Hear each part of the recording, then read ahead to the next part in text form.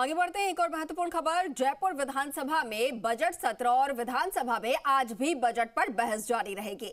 सत्ता पक्ष और विपक्ष के सदस्य बजट भाषण को लेकर अपनी बात रखेंगे। सुबह 11 बजे प्रश्नकाल के साथ विधानसभा की कार्यवाही शुरू होगी और शून्यकाल में 2 ध्यानाकर्षण प्रस्तावों पर भी चर्चा होगी।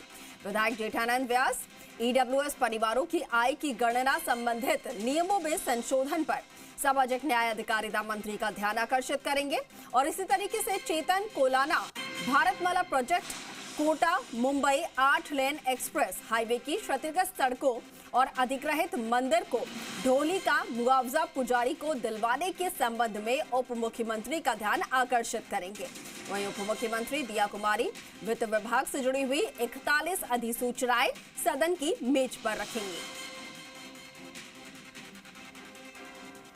और इस पर भी ज्यादा जानकारी के साथ सहयोगी विष्णु शर्मा हमारे साथ फोन लाइन पर है।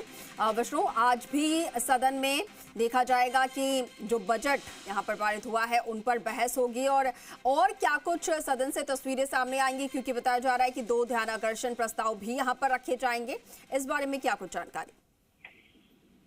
बजट रखने के बाद अब बजट पर बहस शुरू हो गई है। बजट पर 5 दिन बहस होगी, उसमें कल बहस हुई थी और आज फिर दोबारा बहस होगी। इससे पहले बहस शून्यकाल के बाद शुरू होती है, तो उससे पहले सुबह 11 बजे प्रश्नकाल के साथ विधानसभा की कार्यवाही शुरू होगी। विधानसभा की कार्यवाही में जो विभिन्न विभागों के प्रश्न सवाल लगाए जाएंगे और उनके जवाब संबंधित विभाग के मंत्री देंगे। उसके बाद शून्यकाल में 2 ध्यानाकर्षण प्रस्ताव यहाँ पर रखे गए हैं। जेठानंद व्यास है ईडब्ल्यूएस के लिए जो आय सीमा है 8 लाख, उसको बढ़ाने के लिए यहाँ नियमों में संशोधन की बात रखेंगे और सरकार का ध्यान आकर्षित करेंगे कि इसको लेकर लंबे समय से मांग चली आ रही है, तो उसको बढ़ाया जाए।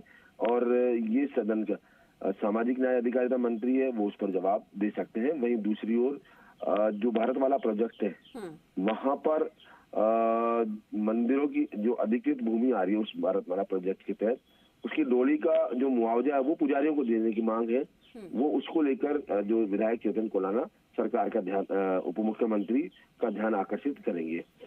और इसके अलावा अगर जब बहस शुरू होगी तो दोनों ही सत्ता पक्ष और विपक्ष के जो सदस्य हैं वो अपनी अपनी बात रखेंगे बजट को लेकर कि बजट किस तरह से पारित हुआ है, क्या बजट में खूबियां हैं, क्या कमी खामियां हैं।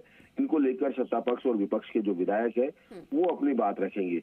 इसके अलावा दिया कुमारी है, वित्त मंत्री है, वो अधिसूचनाएं हैं 41 अधिसूचनाएं यहाँ सदन की मेज पर रखेंगे और उन अधिसूचनाओं में अलग अलग अधिसूचनाएं हैं वो सदन की मेज पर रखेंगे। इसके अलावा वार्षिक प्रतिवेदन भी यहाँ पर रखे जाएंगे। हीरालाल नागर सहित मंत्री वार्षिक प्रतिवेदन यहाँ रखेंगे विभिन्न विभागों के।